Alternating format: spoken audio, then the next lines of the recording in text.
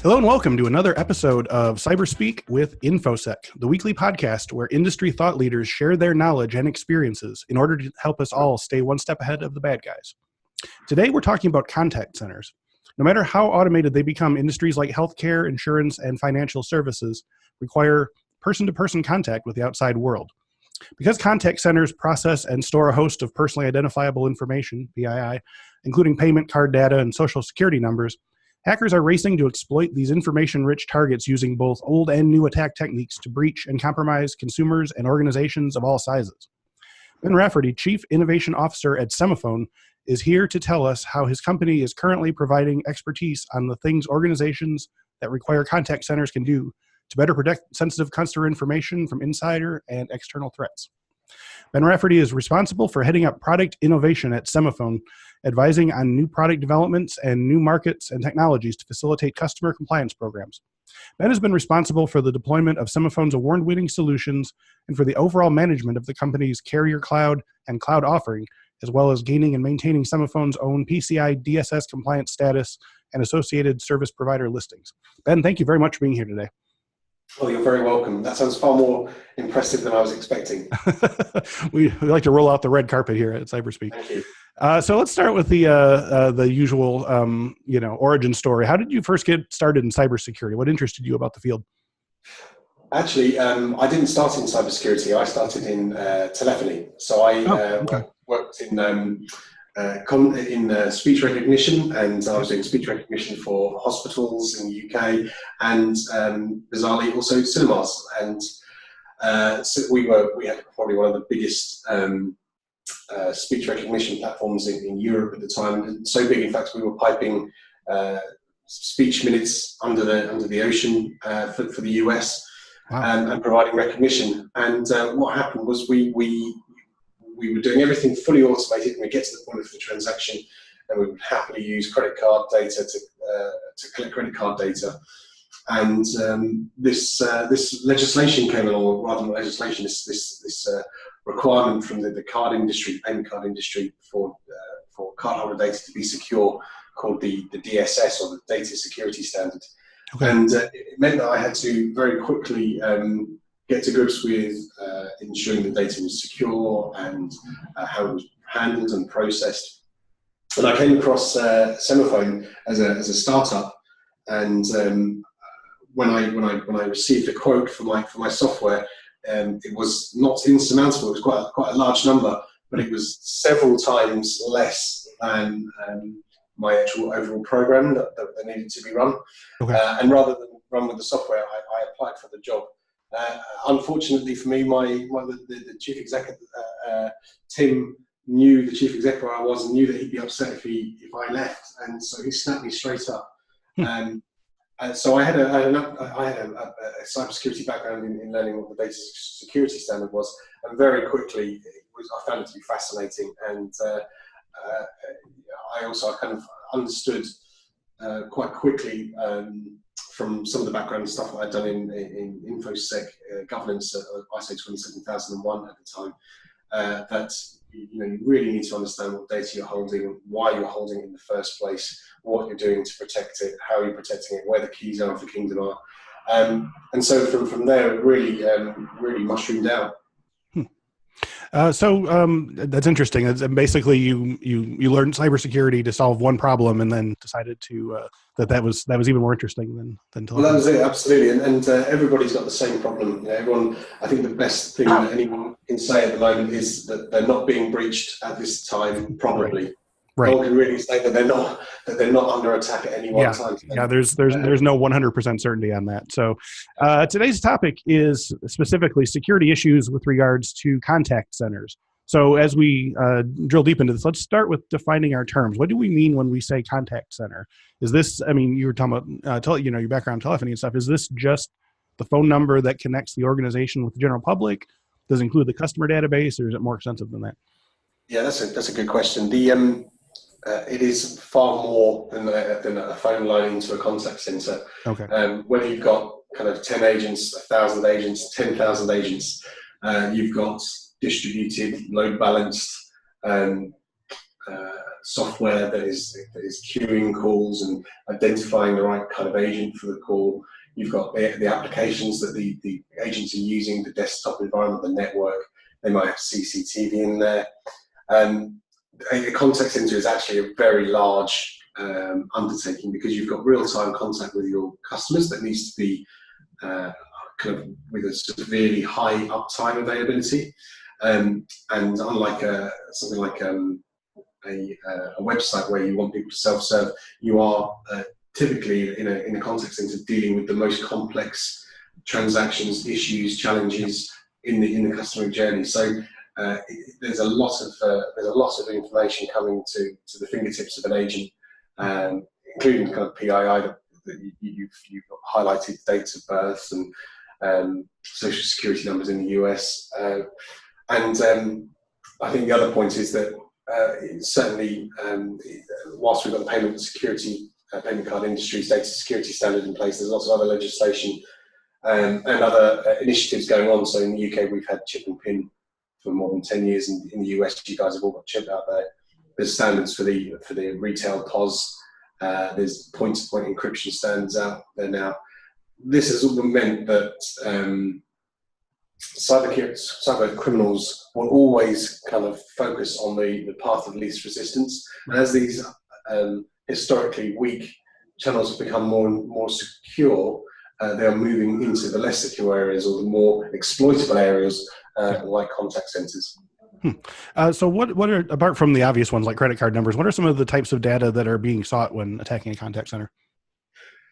Sometimes it's data, and sometimes it's access. We could probably roll off, date of birth, social security numbers, driving license, policy IDs, premiums, bank accounts. The list would go on and on. But actually, what we see, I don't know if you guys have come across phishing. So phishing over an email. Phishing is voice phishing, and it's this social engineering attack whereby you might have a team of attackers phoning a contact center, and this is really when you've got a contact center of 5,000-10,000 agents. And what you want to do is you want to make a series of incremental calls where you're just gaining a little bit of access each time, or you're gleaning a piece of information, or you managed to get hold of a date of birth, and so you can reset a phone number. And then you use the next one to say, could you send me a PIN request to my new phone number? But obviously each agent only sees one part of the problem, and you have these incremental attacks very effectively undertaken on an estate of many thousands of agents to get access to control the account, let alone get hold of the data from it. So it's not necessarily like an out-and-out breach. They're playing a long game here. You're getting a little bit from here, a little bit from there, and so any of the sort of call center employees don't necessarily know that they've given another piece to the puzzle or something. Yeah. So this is, if we were talking about classical cybersecurity, we would talk about snowballing privileges. Right. It's exactly that technique, but used over a series of phone calls. So with so many types of potentially compromised types of PII and sensitive data in contact centers, what are some of the average types of security measures that organizations put in place to protect them? Obviously, we're going to be talking about how it's not enough or the other things need to happen. But what do most contact centers have? Any kind of security? Yeah. I see lots and lots of different. It's usually down to attitude towards security in the contact center, from the most kind of sincere approach to security, where it's almost like an airport security as you get in, and there's locker rooms and CCTV. Right. There's the contact center has no paper and pens; it's whiteboards and dry wipes. You can't use the printer without a PIN code. You've got no access to social media, email, no mobile phones, no personal communications. Yeah, so that's right at the kind of Fort Knox of, we would call it a white room type environment, all the way down to where people are they put security in thinking that they're doing the right thing. But for example, the one I talk about is, we all know what dual factor authentication is when you log onto a machine. So you might put dual factor authentication in for your agents, but in doing so, all you're doing is you're securing access to those systems to agents. And if you've got 10,000 agents, or you've got gig economy workers, or people who are doing seasonal variation support, things like Black Friday. Have you done your background research, or are you just giving dual factor authentication to someone who's going to compromise you? Yeah. So are there other methods apart from social engineering and phishing, like physical and technical methods that thieves and fraudsters are using to try and gain access to PII and contact centers? Yeah, they will test typically the processes that are in place. They will try and escalate privileges. I think we covered that already. They will also try to, the technical attacks are far harder now, where you would collar phone lines and try and tap out or tee in or take a mirror off a port. So all of the standard attacks that you would expect on an estate are in play, but also you've got this much larger social engineering attack where you've not just got the individuals, but you've got the individual following a process and attacking that process at its weak points is also very, very fruitful as well. Yeah. So with classical phishing, social engineering, and stuff being such a sort of obvious point of entry, and as you said, because contact centers tend to have high turnover or temporary employees, what are your recommendations in terms of like a security awareness strategy for contact centers to sort of keep them watching out for this kind of thing? Yeah, so there's lots of things you should do. Everyone always leaps straight into training, and I think that's very, very apt, and actually that's good if you're training what you deign to be a trustworthy agent or agent force. If you're providing training to someone who's going to compromise you anyway, then it's without value, and probably you're teaching them how to circumvent your own escalation paths in processes. So I kind of say training, yes, a good thing to have, and probably will reduce the accidental slippages and the accidental folk, and maybe test people's trustworthiness. I think that's a good thing to do when you've got people who you can trust, and making sure that you can remove as much opportunity for mistakes as possible. But if you've got fraudulent insider attacks, or you've got when you are for example, hiring for ethical hackers, who are really, really quite scarce a resource out there. We internally we are aware of kind of the too good to be true factor. If someone pitches up out of the blue with a perfect record at right at the right price, with the right skill set, we kind of have to make sure we're not allowing someone in with the keys to the kingdom. Make sure you've got your background checks. Make sure not only have you done your background checks and your security checks, have you done a fraud check? Have you made sure that they've got they haven't got too much money, you have to wonder where it came from, or have they got too little money and had so many we call it CCJ in the UK, but so many judgments against them that actually they could be working nefariously, or could be a future threat for bribery. So you really do your background checks thoroughly. And I think the final thing that's really easy to do, and should probably, doesn't need software to do that, but if you have an agent and your agent's talking to your agent shouldn't have access to all customer data. They should have access to one customer's data at the point where it's relevant to do so, and after a successful ID and V check. So not just IDing them, but verifying that the ID is who that they say they are. And only when that agent has been satisfied, or the process satisfies access, the agent can then see that one customer record or data point, whatever it is that's being interacted. I think that's very simple, very straightforward, and isn't enforced enough, in my opinion. Yeah, is that, changing over to a system like that where you only have access to one, client account at a time, is that, sort of an in a box kind of thing that you can implement, or does that require, several security people to?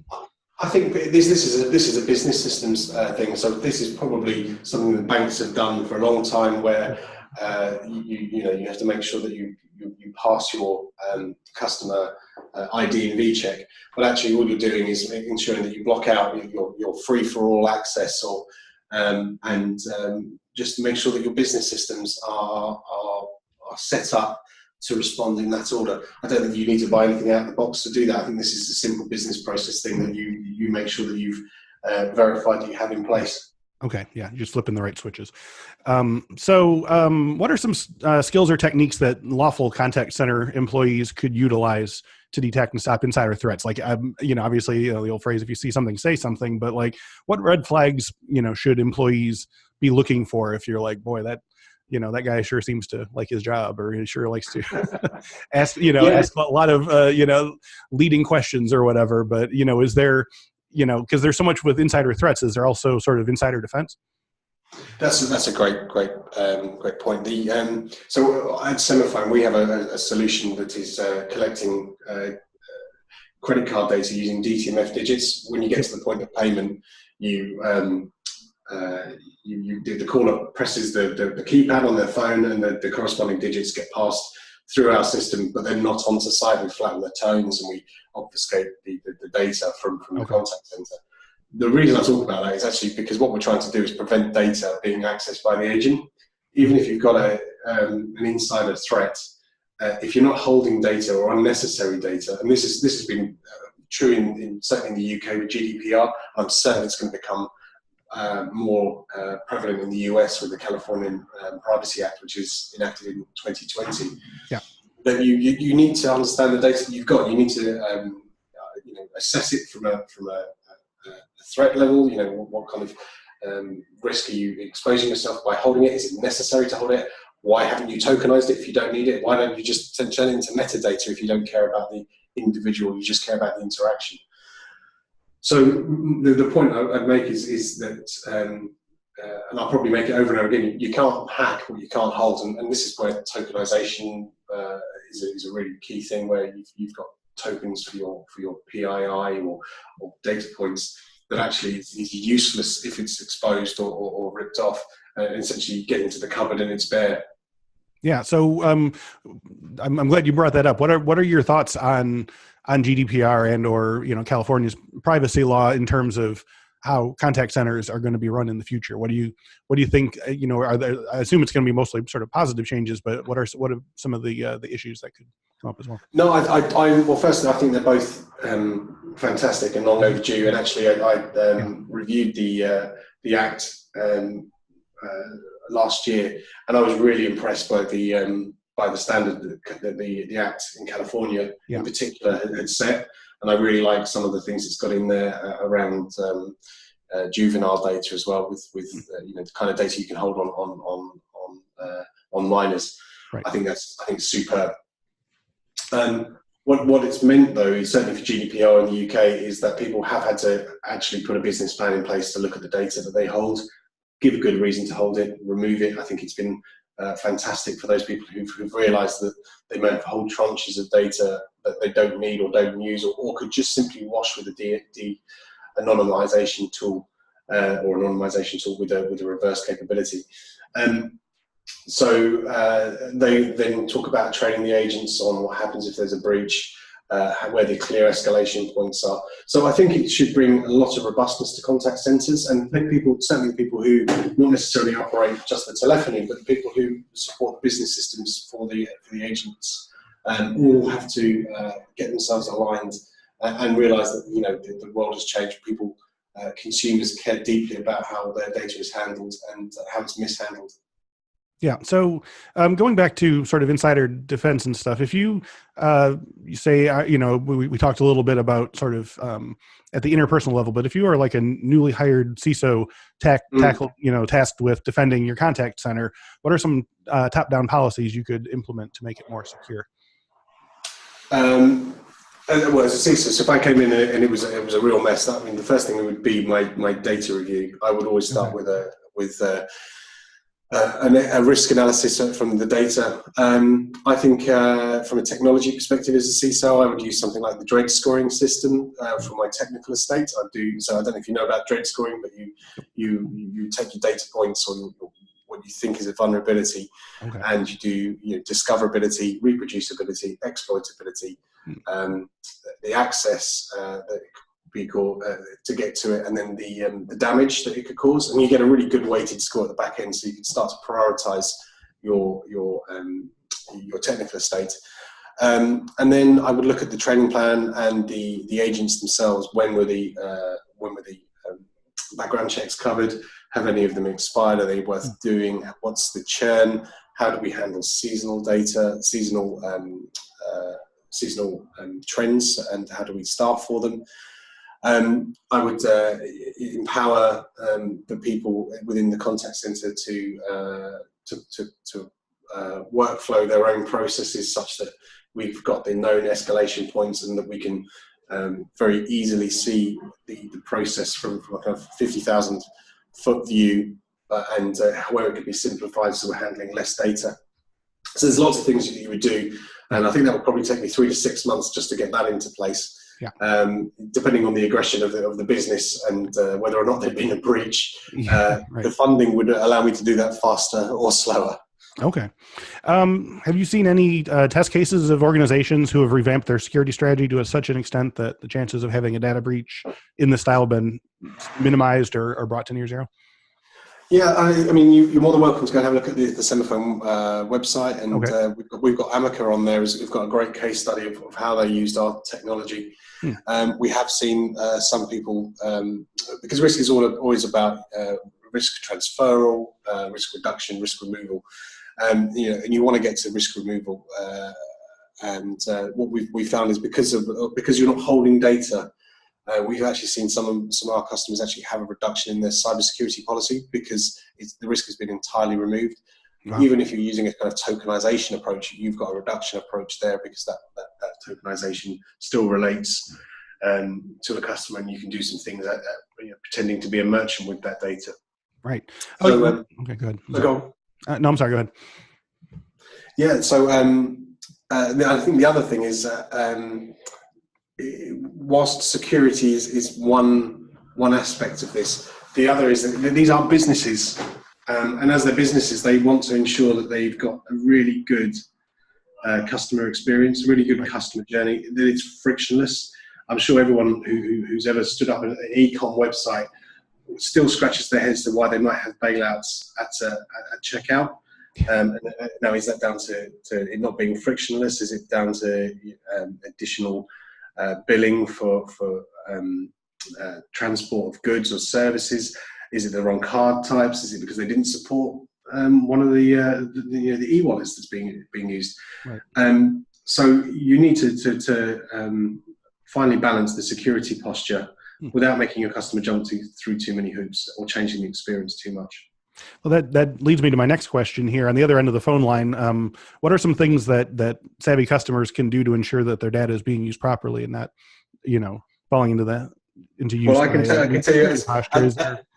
Yeah, I mean, I buy things occasionally over the phone, and I now don't read my credit card data out. And they say, "Oh, it's okay, you can email it to me." Of course, I'm not going to email it to you. If I'm not going to read it out over the phone, I'm not going to email it to you. This isn't 2001 anymore. No, that's right. So consumers are generally more aware than they have been. I don't read my card data out anymore. Yeah. I don't read my card data out in public places. I wouldn't dream of doing that. Right. I wouldn't dream of doing it with an enterprise now. So customers should be aware. I think the other thing is, the big red flag for me is outbound dialing. So where you receive a call, there's absolutely no way I would provide my card data, ID and Vida or otherwise, that I'd provide my card data to an outbound call. So there are some very simple things that can be done.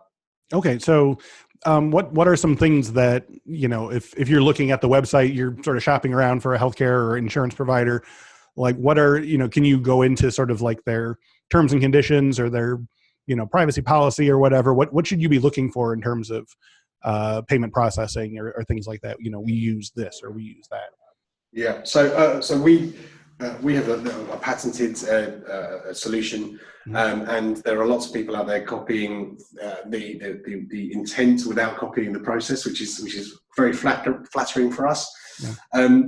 This mechanism of transferring to an IVR or a robocall to collect card data, to even things like that, which are terrible journeys, start to show the consumers that people are starting to take it seriously. A real-time DTMF solution like Semafone really kind of puts the icing on the cake for me, where you can see that the enterprise or business that you're working with, finance, healthcare, really has thought about, they don't want this data in their contact center. They really don't want to be handling card data unnecessarily. They're going to pass it to somebody who's vetted securely by third parties, and they want the results of the transactions. They want the money, but they don't want the data. I think that's really, really important. I think I think the big problem where you're reading cardholder data out isn't necessarily always the agent. It's the call recorders at the back end. Most people will expect you to read out a credit card number and then the short code on the back, the CVV or the CV2 or the 4-digit on the front of an Amex. And the data standard is really clear. It says you shouldn't be collecting that. There's absolutely no reason why you should collect that. However, if you've got call recording, then you tend to record them accidentally or inadvertently, and now you've got the full card data, and you can do all sorts of wonderful things once you've got the full card data. Okay. Lots of people put in place kind of stopgap solutions to prevent that. It's called pause and resume or stop-start call recording. The agent will trigger a field to notify the call recorder to stop, collect the cardholder data, and start it again. But if you think about the amount of data that you might collect on a call, you could end up with multiple holes in your call recording, and then you've got no evidence to prove that you have or haven't missold something to the customer at a later point. And you turn up to court with a call recording like that, it's going to end badly for you. Yeah. So yeah, it's a real challenge, and there's some stopgap solutions that people are putting in place, thinking they're doing the right thing, and just creating other problems for themselves. Okay. So let's sort of tie everything up and put a big bow on top. So what in your mind is the ideal combination of sort of privacy regulation, software, hardware modification, social behavioral changes that would reduce contact center fraud to like a near zero? So I'm going to talk about DTMF. I believe in it, and I think that's a great solution to have in place. If you're preventing contact centers from collecting data in the first place, then actually you're solving everything upstream.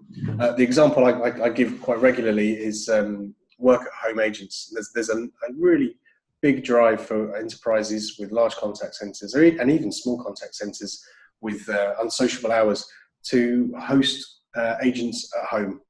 And the airport security that I talked about at the beginning, you've absolutely got no hope of trying to implement that at 1,000 people's houses. Okay. Even trying to put CCTV in. Right. Even if you've put a kind of thin client on the desktop and secured the hard line, there's still someone that you've given full access to those systems. Yeah. To that place. So with these work at home agents, do you really want to be piping secure data to them? The challenge is as real as it is in an unsecured contact center that an enterprise might host. So using something like a DTMF solution would be really, really, really valuable. I think the second point is, whilst I've talked about the screens and the phones and the contact center agent and the network, the other point is, if you aren't popping all of this really expensive to lose for your brand equity, your business reputation, into your applications, which are then attacked from a cyber criminal, or even with these Trojan viruses that are encrypting them with cryptolock and expecting bitcoins to decrypt them. You're not handling that data at a business systems level as well. So I think with the kind of three things, the social and the physical and the technological perimeters at play, a solution that focuses on all three is what you really should be looking for. Okay. So to close things up, it sounds like you have a very good solution for sort of present day issues, but do you see any other sort of security issues on the horizon, 2020 and beyond, that will, require different solutions? We're always sort of a couple steps behind hackers, and, hopefully eventually hope to, be at pace with them. But where do you see these issues going in the future? That's what you've asked me, is what's my job really here. So it's a great, I could spend an hour talking about this. I'll do my best to summarize. Okay. Absolutely. Yes. The challenge is changing. People are pushing security perimeter back to people's own devices. I think Internet of Things is going to cause some big challenges, and until we have a general standard for hardware security modules on IoT devices, I think then payments are going to be late coming to those devices until you're ready for your fridge to buy you your milk. So I think there's huge amounts of change in the marketplace. I think Bitcoin's got a huge it's come out of the hype cycle and it's starting to have real world applications, and they're starting to come to fruition now. The challenge that we have is that every time we add a payment type or payment process to the mix, we're not taking one away. Okay. So cash is going nowhere. So you still have cash crimes. Check hasn't been rescinded or deprecated, and so you still have check fraud. Credit card data is still going to be flying around as is. So, and people want to pay however they want to pay. And honestly, businesses will take their money however they can take them, and they want to take them securely. So that's kind of in a nutshell, I think, a start to answer that question.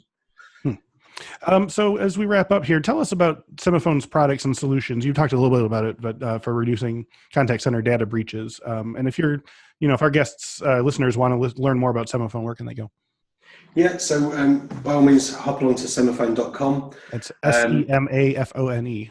That's correct. Yep.